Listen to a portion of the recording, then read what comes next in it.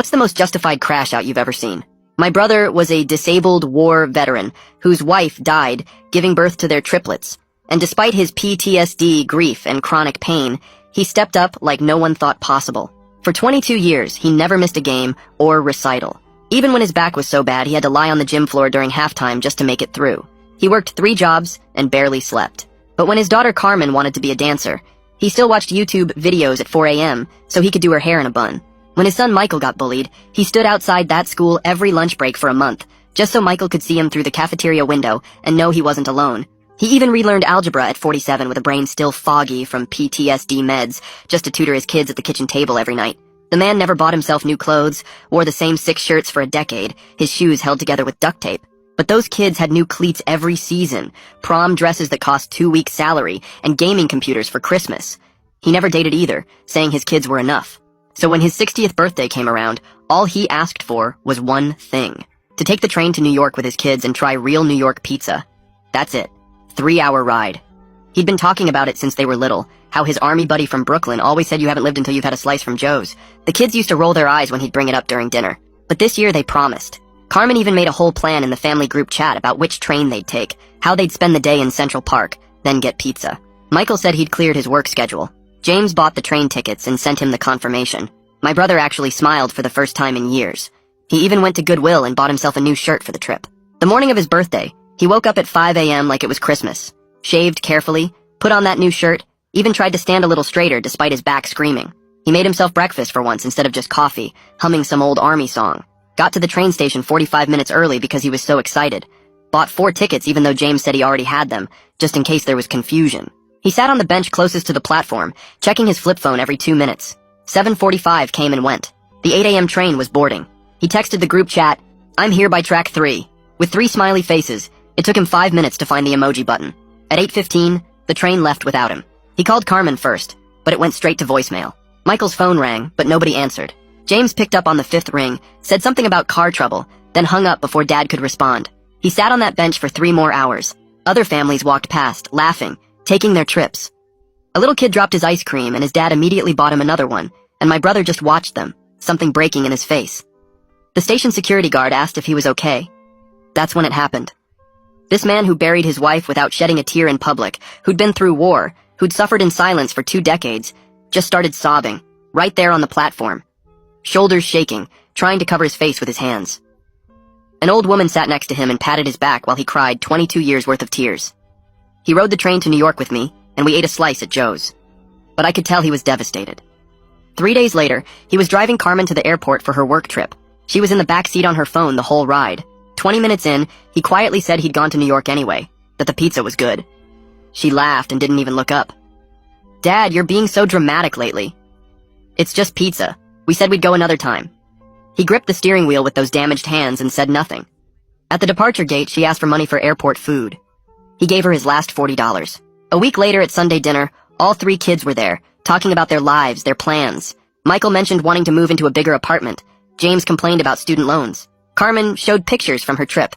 Not one person mentioned his birthday. Not one. He served them dinner like always, his back spasming as he carried the plates. Then Carmen said it.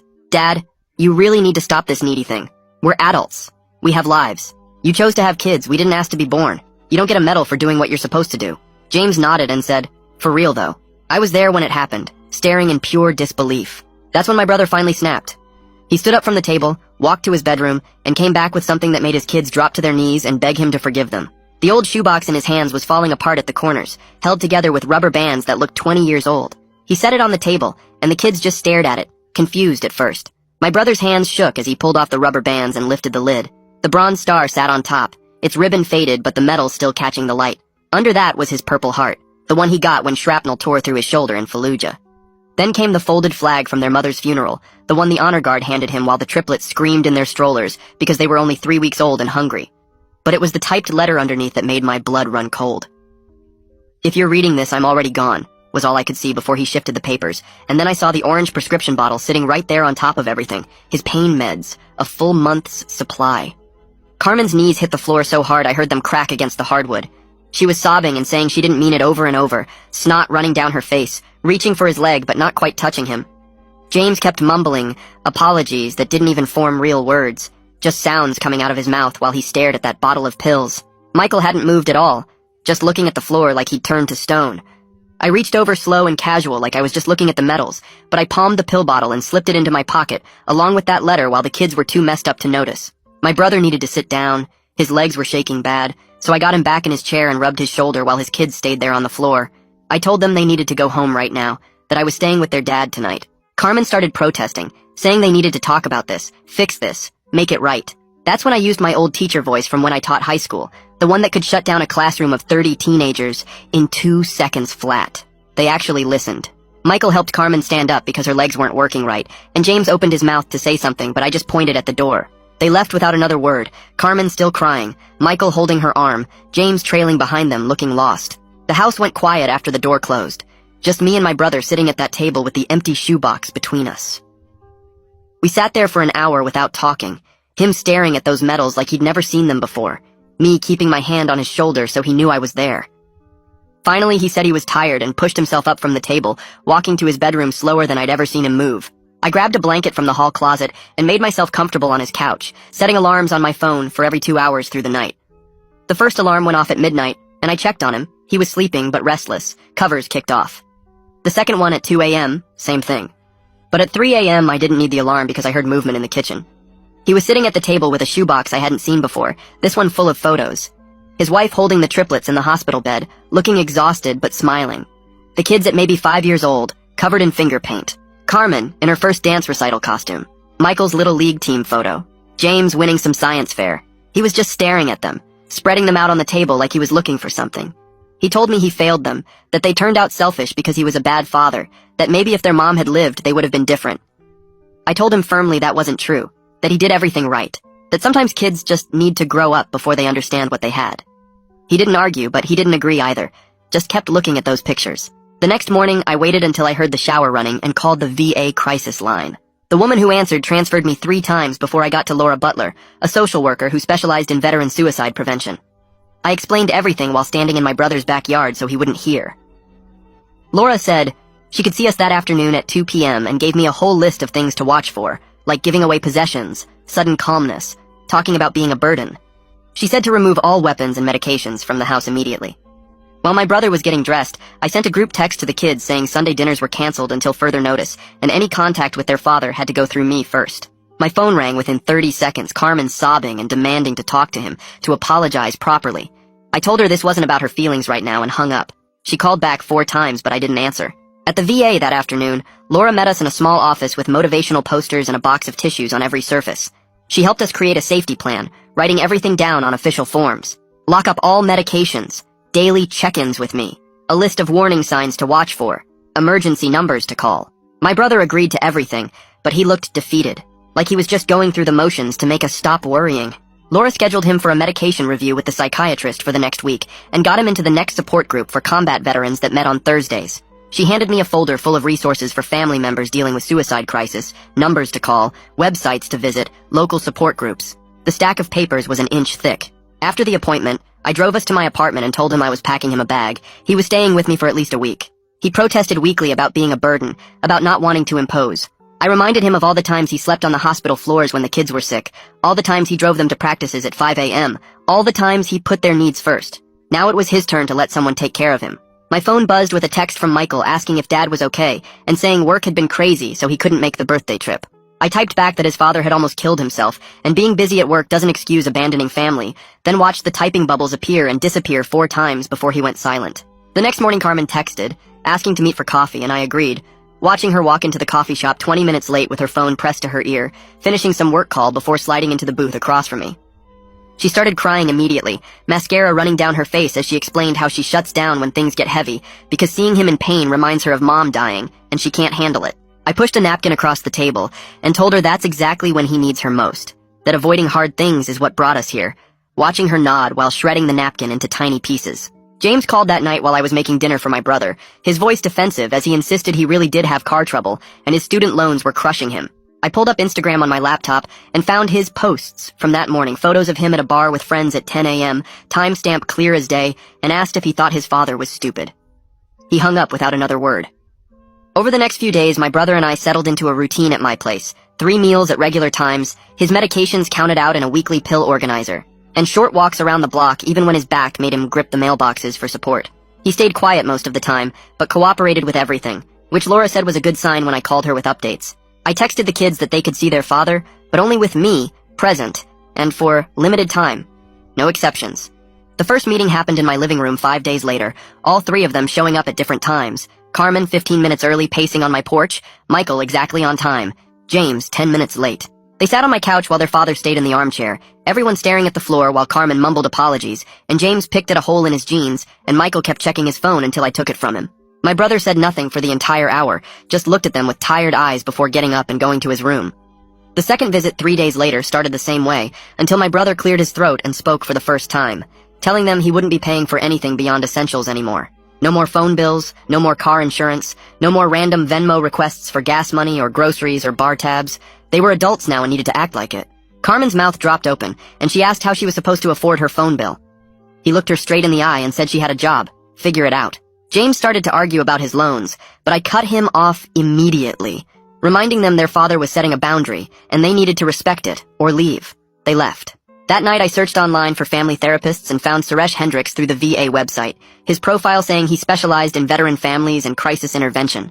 I called the next morning and explained our situation, while my brother showered and Suresh said he could see us, but wanted to do individual prep calls with everyone first to understand the dynamics. My brother agreed to try it when I told him sessions would be structured with clear time limits, no open-ended talking for hours. Suresh called me first, and we talked for 40 minutes about the family history, my brother's service, his wife's death, the years of sacrifice, and what triggered this crisis.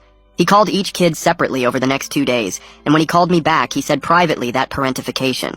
And emotional neglect in military families was more common than people realize, that kids of veterans often can't see their parents' trauma because they're too focused on their own survival. The first mediated session was scheduled for the following Tuesday at the VA Center in a small conference room with fluorescent lights that made everyone look sick. My brother pulled out a folded piece of paper from his shirt pocket, hands shaking slightly, as he smoothed it on the table. He read slowly, describing how he felt at the train station watching other families laugh and take their trips, while his own children forgot he existed. How that little boy getting a replacement ice cream made him realize his kids had never once put him first.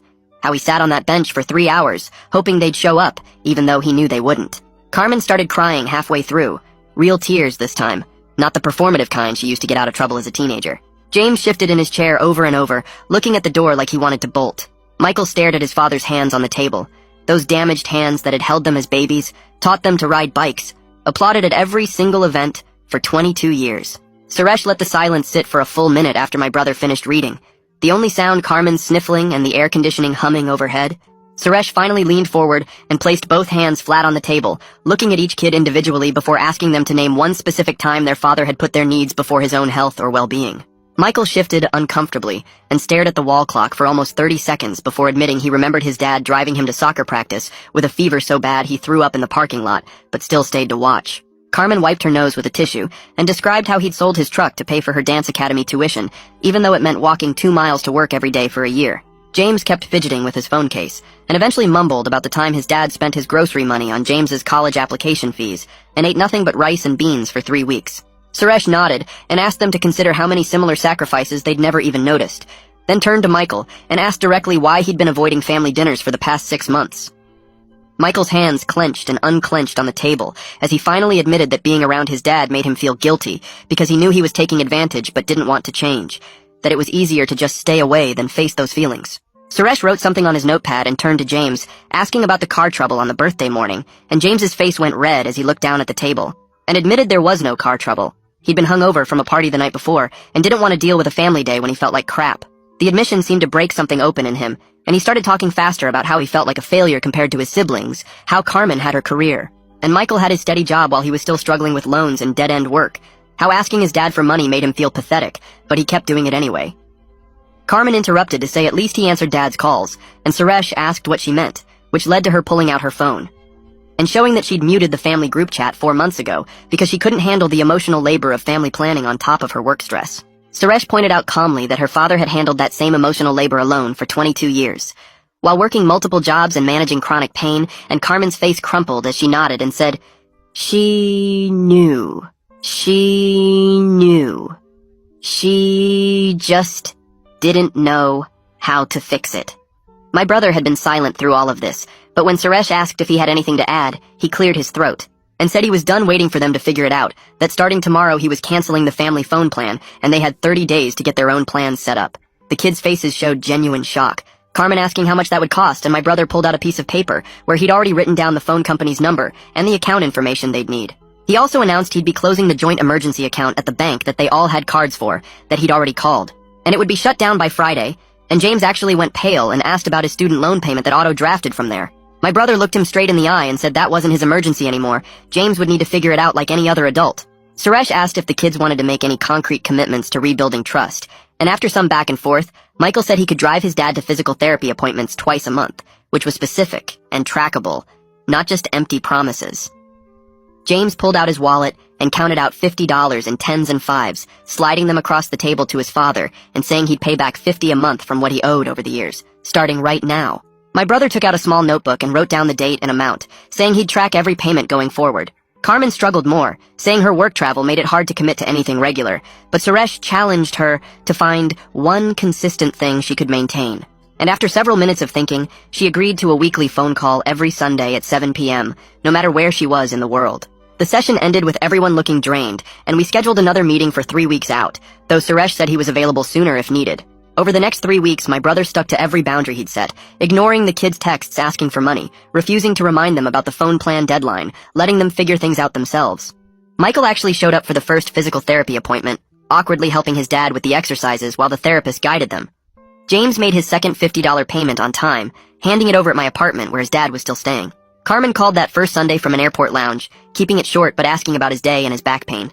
Then 3 weeks in, my brother's back went into full spasm while we were grocery shopping, his legs buckling in the cereal aisle as he grabbed the shelf to keep from falling.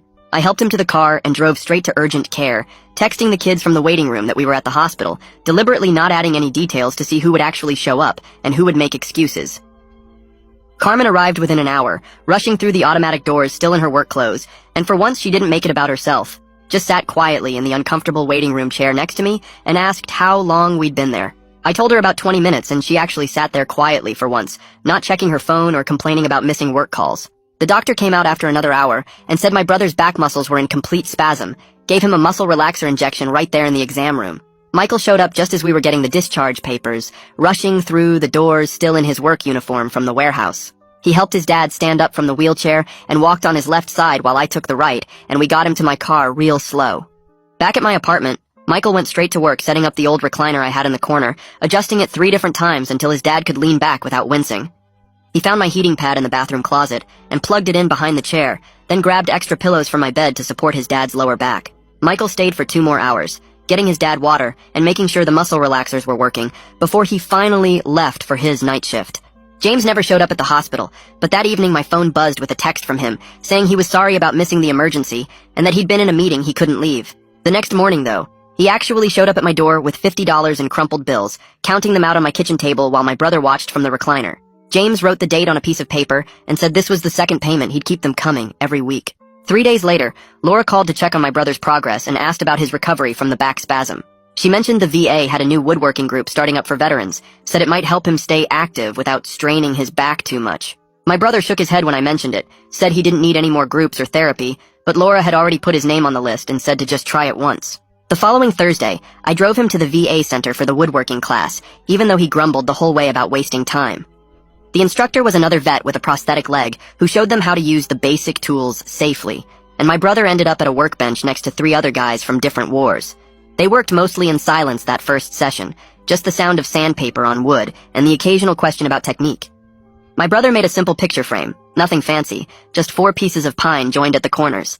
But when he showed it to me in the car afterward, he was actually smiling, said the guy next to him had served in the same region of Iraq. He went back the next week without me having to convince him, and this time he started working on something more complex, a small jewelry box with a hinged lid. Carmen saw him sanding to pieces in my living room one evening when she stopped by to drop off groceries, and she picked up one of the small wooden panels to examine the grain. She asked what he was making, and when he said it was for her, her eyes got watery, and she asked if he could show her how to use the sandpaper properly. They spent the next 3 hours in my apartment, him teaching her about going with the grain and checking for rough spots with her fingertips, both of them focused on the wood instead of having to make eye contact. The next Saturday, I told my brother we were going shoe shopping, and he immediately started protesting about not needing anything. I drove us to the specialty shoe store anyway, the one that does custom orthotics, and made him sit down for a proper fitting. The salesman brought out 6 different pairs of orthopedic shoes, all with extra arch support and cushioned soles, and my brother kept saying they were too expensive. I reminded him about the decade he spent with duct tape, holding his shoes together while buying his kids new sneakers every season, and that shut him up pretty quick. We left with 2 pairs, one brown and one black, and he wore the brown ones out of the store even though he insisted on keeping the receipt in case I wanted to return them later. That night, Carmen sent a message to the family group chat with a new chat she'd created called Pizza Rain Check with a slice emoji. She listed 3 possible Saturday afternoons at a local pizza place, not New York, but at least it was something, asking everyone to vote on which date worked. Michael responded first with a thumbs up for the second option, James agreed to the same date, and my brother just sent a single check mark. 2 weeks later, we were back in Suresh's office for our second mediated session. Everyone arriving on time this time. Suresh had prepared a simple written agreement based on our previous discussions. Nothing legally binding, but something everyone could sign as a commitment.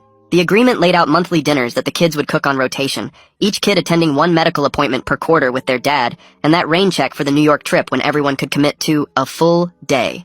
Carmen signed first, then Michael, then James, and finally my brother added his signature at the bottom with that same careful handwriting he'd always had.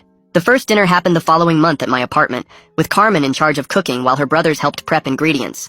The pasta came out mushy and stuck together in clumps, the garlic bread was black on the bottom, and the salad dressing was just oil and vinegar that hadn't mixed properly. But everyone showed up and nobody left early, and when James admitted he'd Googled how to boil water that morning, my brother actually laughed out loud for the first time in months. After dinner, my brother cleared his throat and announced he was keeping Sundays for himself from now on, that he'd only join family things on Sundays if he was specifically invited and wanted to attend.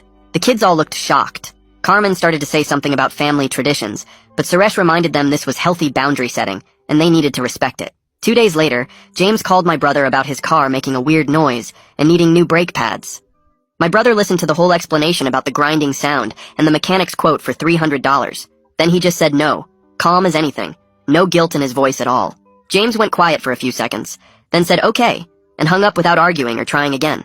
I was sitting right there watching my brother's face, and he looked surprised at how easy that was. The next morning, Carmen texted about this new Italian place that opened downtown with fancy wood-fired pizzas. She wanted to take him there for a belated birthday celebration, said she'd already made reservations for Saturday night. My brother typed back that he appreciated the offer, but needed more time before doing birthday stuff. Carmen just replied with a heart emoji and said to let her know when he was ready. No passive-aggressive follow-up texts, no making it about her feelings, just acceptance. That weekend, Michael came over to help with yard work, and while we were taking a water break, he mentioned something about their mom. He said he'd been thinking about putting a memorial bench at the park where she used to take them as babies. My brother's hands tightened on his water bottle, but he managed to say maybe next year when things felt more settled. Michael nodded and said that made sense, and they actually kept talking about her for another 10 minutes. They talked about how she always packed too many snacks for the park, and how she'd chase them around the playground even when she was pregnant. It was the first real conversation about her I'd heard in 20 years. Later that afternoon, I brought up an idea I'd been thinking about since the failed birthday trip. I suggested we could do quarterly train rides to different cities, just whoever could make it. No pressure if someone couldn't come. Each trip we'd try the best pizza place in that city and compare them to Joe's in New York. My brother's eyes actually lit up a little, and he said that sounded good because it took the pressure off any single trip being perfect. We could miss one, and there'd always be another coming up in 3 months. That night, he stayed up late at his kitchen table with a legal pad and 3 envelopes. He wrote each kid a letter, his damaged hands moving slowly across the paper. I could see him stopping to think between sentences, choosing his words carefully. He sealed each envelope and wrote their names on the front in his neat handwriting. The next day, he gave them out when the kids came for dinner and asked them to read them privately later. Carmen read hers in her car before driving home and texted him a long message about the memory he'd shared. She said she'd forgotten about the time he taught her to ride a bike in the rain, because she insisted she was ready. Michael called that night and thanked him for remembering the science fair project they built together. James sent a simple text saying he understood the boundary about money and would respect it. Within a week, Carmen had sent everyone a calendar invite for weekly phone calls with her dad, complete with reminder alerts 15 minutes before. She scheduled them for Tuesday evenings when she knew she'd usually be home from work. James went to his bank and set up an automatic transfer for his $50 monthly payments, sending my brother a screenshot of the confirmation. Michael showed up one afternoon with his toolbox and fixed the doorknob that had been sticking for months. He also tightened all the cabinet hinges and replaced the weather stripping on the front door without being asked. Our third session with Suresh was different from the others because everyone seemed calmer and more settled. Suresh noted the positive changes in how everyone was interacting and suggested we pause regular sessions. He proposed scheduling a check-in for 6 months out to see how things were going. Everyone agreed this made sense, since the immediate crisis had passed, and now it was about maintaining the progress we'd made. My brother seemed relieved not to have weekly therapy anymore, but glad to know Suresh would still be available if needed. Laura called for what she said would be our final formal check-in, unless we needed her. She went through the safety plan point by point, and my brother had followed everything consistently. He was taking his medications on schedule, keeping his appointments, and hadn't had any crisis moments in weeks. She said he should keep her number and call if anything changed, but she could tell the medication adjustment was working well. He thanked her for everything, and I could hear real gratitude in his voice. The next Saturday, I invited everyone to my apartment for a belated birthday dinner with a twist. I'd bought ingredients for personal pizzas, and everyone would make their own. The kids actually showed up early to help set everything up. We rolled out dough and everyone picked their own toppings, even though James put way too much cheese on his. While the pizzas baked, each kid stood up and gave a short toast. Michael talked about how his dad never missed a football game, even when his back was killing him. James mentioned the time his dad stayed up all night helping him with a college essay, even though he'd worked 3 shifts that week. Carmen spoke last, and her voice stayed steady the whole time. She looked directly at her father and apologized for what she'd said at that dinner weeks ago. She didn't cry or make excuses or try to explain why she'd said it. She just owned that it was cruel and wrong, and she knew how much he'd sacrificed for them. She promised to do better going forward and said she understood if he needed time to forgive her. My brother nodded and reached over to squeeze her hand, and that was enough for now. James cleared his throat and pulled out his phone, showing my brother a spreadsheet he'd made with all his monthly expenses and a plan to pay back the money he'd borrowed over the years without asking for more help. My brother studied the screen for a long moment, then nodded slowly, and I saw something shift in his face like a weight lifting. Michael stood up next and admitted he'd been avoiding his dad because he was scared of what would happen when he got older and needed care, scared he'd have to give up his life the way his dad had given up everything for them. They talked about practical stuff like power of attorney and what kind of help he might need down the road, and for once Michael didn't look away or change the subject. After everyone left, my brother and I walked around the block even though his back was hurting, and he told me he'd thrown away that goodbye letter, but decided to keep the medals and flag to display properly in his living room, instead of hiding them in a shoebox. The crisis feeling that had been hanging over everything for weeks had finally passed, and I could see it in how he held himself a little straighter. A week later, he was back at his woodworking bench making a jewelry box while Michael actually showed up to drive him to physical therapy, something he'd never done before.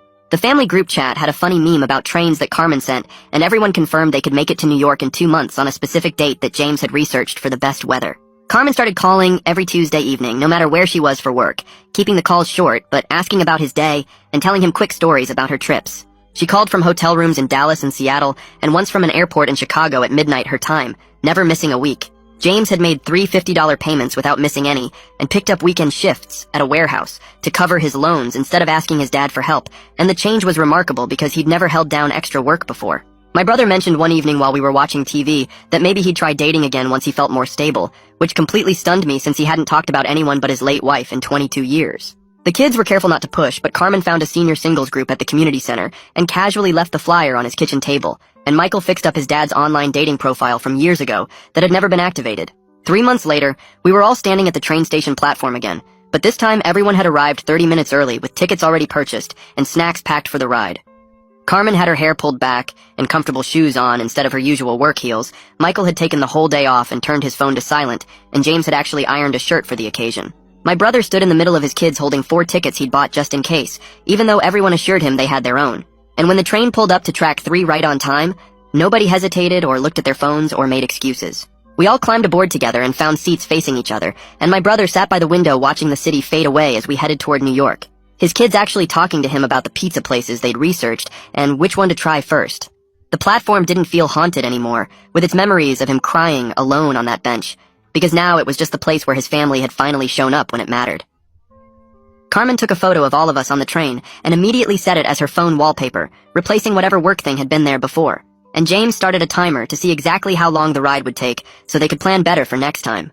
Michael pulled out a deck of cards he'd brought and taught everyone a game he'd learned in college. And for 3 hours, nobody mentioned work or money or obligations, just played cards and watched the scenery and talked about normal things like whether New York pizza was really better than Chicago style. My brother had tears in his eyes when we pulled into Penn Station, but they were different tears than before, and when we walked up those stairs into the city noise. And chaos, all 3 kids stayed close to him instead of wandering off or checking their phones, and Carmen linked her arm through his to help him navigate the crowds with his bad back. Thanks for wandering through all of this with me. It's been really interesting sharing these moments together. I'll catch you next time. Subscribe for more content like this.